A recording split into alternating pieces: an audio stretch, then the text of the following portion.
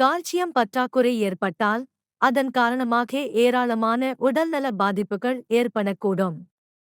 மிகுந்த சோர்வு மற்றும் பலவீனம், பற்சிதைவு, ஈறுகள் அரிப்பு, சருமம் வறண்டு காணப்படுதல், நகங்களில் வெடிப்பு, சீரற்ற இதய துடிப்பு, ஓஸ்டோபோரோசிஸ் போன்ற பிரச்சினை ஏற்படலாம்.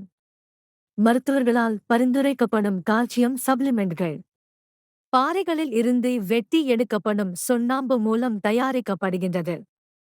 இந்த மருந்துகளின் மூலக்கூறில் டைட்டானியம் டை ஆக்சைடு எனும் வேதிப்பொருள் இருக்கும்.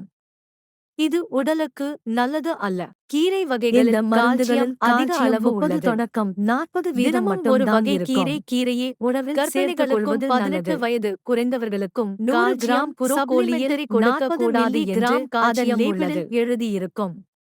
எனவே அதிகமாக கால்சிய சத்து இருக்கும் உணவுகளை எடுத்துக்கொள்வதே சிறந்த வழியாகும்.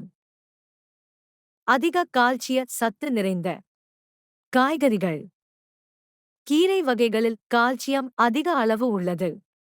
தினமும் ஒரு வகை கீரையே உணவில் சேர்த்துக் கொள்வது நல்லது.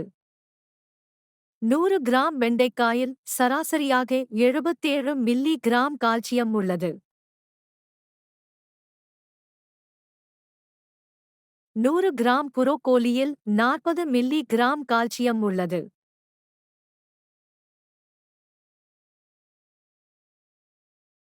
100 கிராம் பீன்ஸில் 44 மில்லி கிராம் கால்சியம் உள்ளது.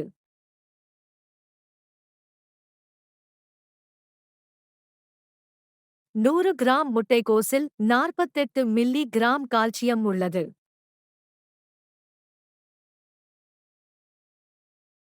கால்சியம் நிறைந்த உணவுகள் எடை அதிகரிப்பதை தடுக்க உதவும் என்று விஞ்ஞானிகள் குறிப்பிடுகின்றனர்.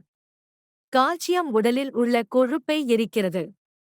மேலும் கொழுப்பு சேமித்து வைக்கப்படுவதை குறைக்கிறது என்று ஆய்வின் மூலம் விஞ்ஞானிகளால் கண்டறியப்பட்டுள்ளது.